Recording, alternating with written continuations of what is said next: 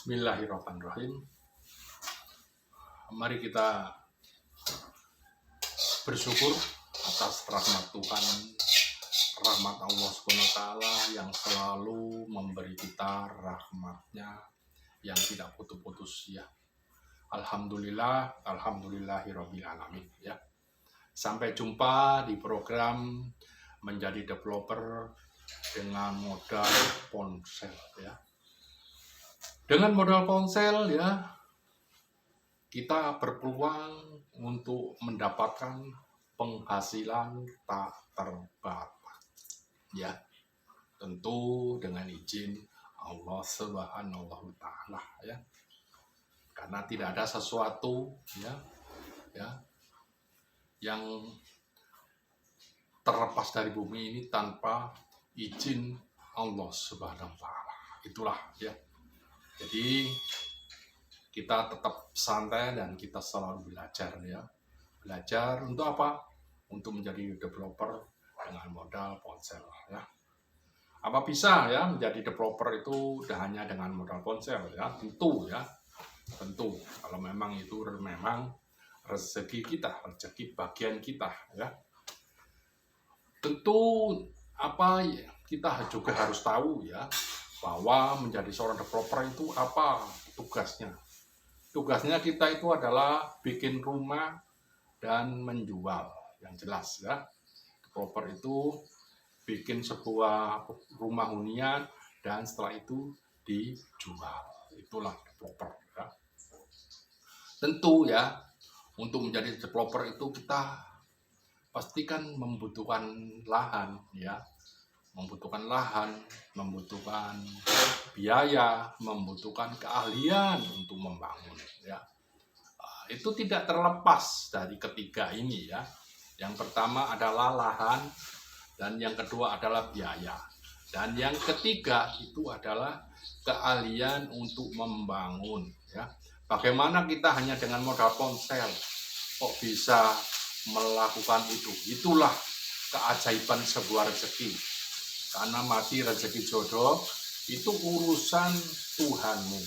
Jadi yang penting kalian lakukan saja. Lakukan dan lakukan ya. Bekerja dengan benar dan bersungguh-sungguh. Informasi yang ada laksanakan tanpa dikurangi apa-apa ya. Itulah menjadi seorang developer ya. Tentu kita harus memiliki lahan ya. Misalnya kalau kita nggak memilih lahan ya, kita bekerja sama dengan pemilik lahan ya, untuk mewujudkan apa pekerjaan kita ya. Tentu ya, bekerja sama dengan pemilik lahan yang pertama, dan yang kedua adalah bekerja sama dengan pemilik modal biaya. Dan yang ketiga adalah bekerja sama dengan, kalau kita nggak bisa membangun sendiri ya, seorang yang ahli dalam membangun ya. Misalnya kontraktor ya, bekerja sama dengan kontraktor, jangan dengan tukang ya. Bekerja sama dengan kontraktor ya, agar pekerjaan kita bisa lancar ya. Itulah yang harus apa? Yang harus kita lakukan. Jadi kita sebagai pengelola bisnis developer, bisnis properti ya, kita menyatukan tiga unsur ini ya, untuk menjadi berkolaborasi ya, menjadi pencetak mesin uang. Developer itu mencetak mesin uang ya. Bayangkan kalau satu unit rumah itu harganya 350 juta ya. Kalau kita bisa menjual 100 unit rumah dalam waktu 1 bulan, berapa omset yang kita kantongi? 350 juta kali berapa? Kali 100, itu mendapatkan uang yang terkumpul sekitar 35 miliar ya. Itu bukan omon-omon, itu banyak sekali ya developer yang sudah sukses malang melintang di dunia developer itu penghasilannya, omsetnya besar-besar ya. Memang untuk menjadi seorang developer pemula ya membutuhkan bekerja keras, juga keberuntungan ya. Yang penting bagaimana kebanyakan ya kalau mau sukses menjadi seorang developer yang dengan modal ponsel itu ya membangun kerjasama. Dengan kalian memiliki kepiawaian ya, keahlian kerjasama dengan beberapa elemen, beberapa komponen, misalnya dengan pemilik lahan, dengan pemilik modal, dengan ahli bangunan, kalian memiliki potensi yang penghasilannya di atas rata-rata ya.